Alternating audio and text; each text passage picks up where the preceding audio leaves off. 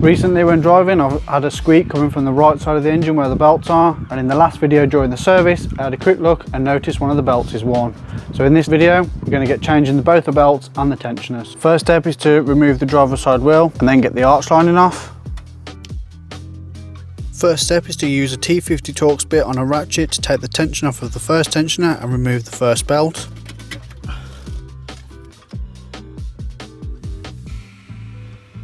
Once the first belt's off, you can then remove the first tensioner by taking out the 13mm bolt.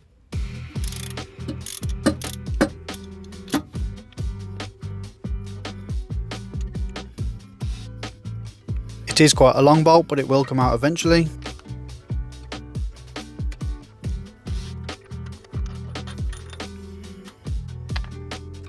You can then simply pull the first tensioner out and set it aside. With the first one out of the way, you can then get access to the second one, and using the same T50 Torx bit and ratchet, take the tension off the belt and remove it. As you can see, it does help to spin the belt to get it off.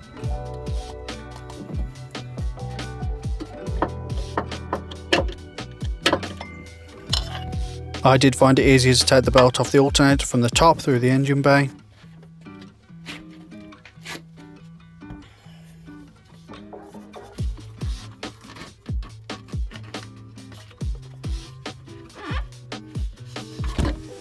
Just look how damaged the old belt was, definitely needed changing.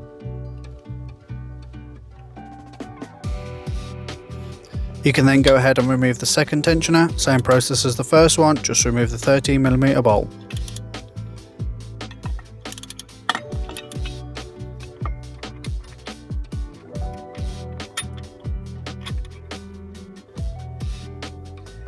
This is where it does get a bit tricky. The second tensioner is a lot harder than the first one to get out and does require a bit of patience.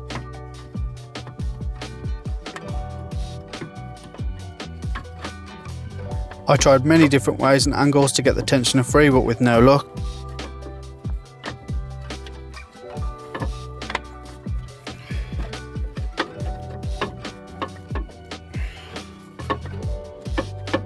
So I resorted to a bit of force and used a pry bar just to get that extra bit of leverage.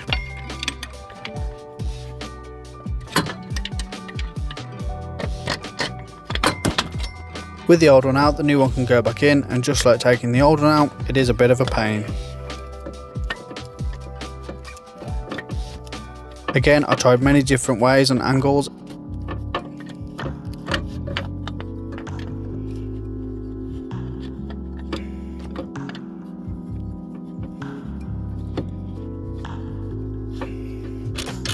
And I even removed this bolt above to try and give me a little extra room.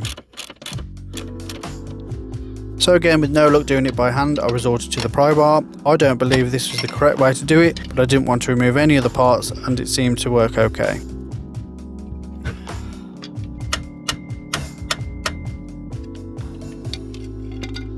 A few small taps and we're in.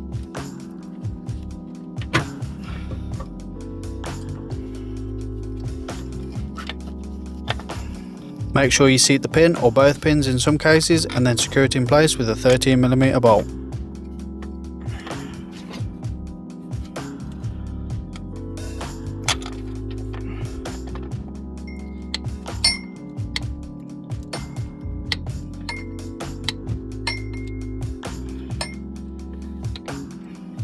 Now time for the new belts. Always fit them with the writing the right way up so you can read it.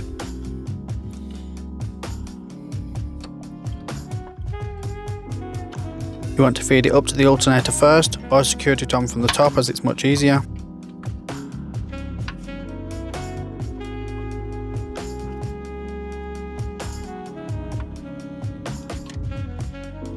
With it on the alternator pulley, it then goes behind the tensioner and you can get it started on the AC compressor.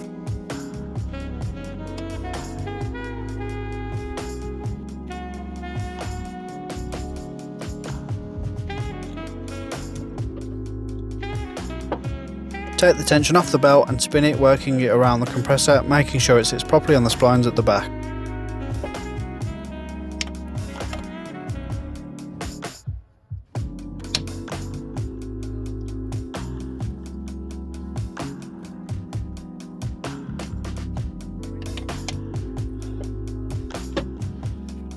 Give it a spin to double check it's sat properly, and again on the alternator from the top.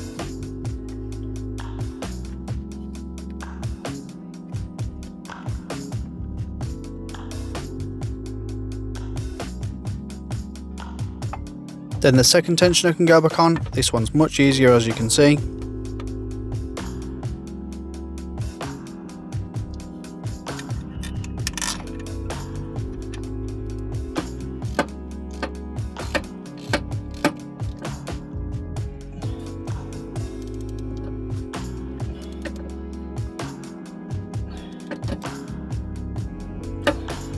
Now the second belt can go on, same again so you can read the writing. Always put it on the AC compressor first, as it does have a small lip which can cause the belt to split or wear if it's forced over.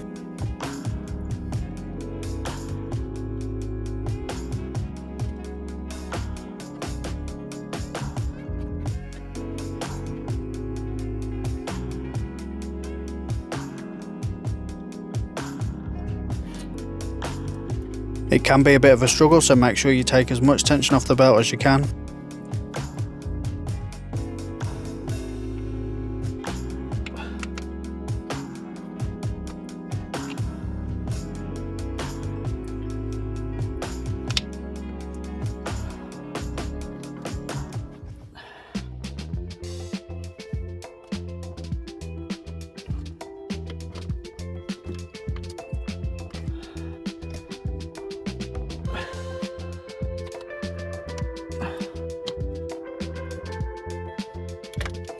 Make sure the belt is seated properly and you're good to go.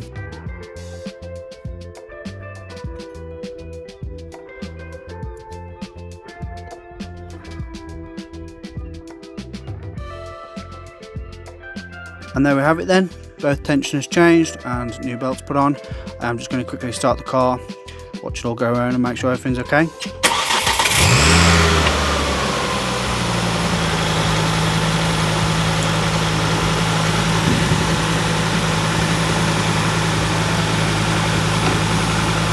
Always best to double check it from the engine bay too, just to make sure it's spinning the alternator okay.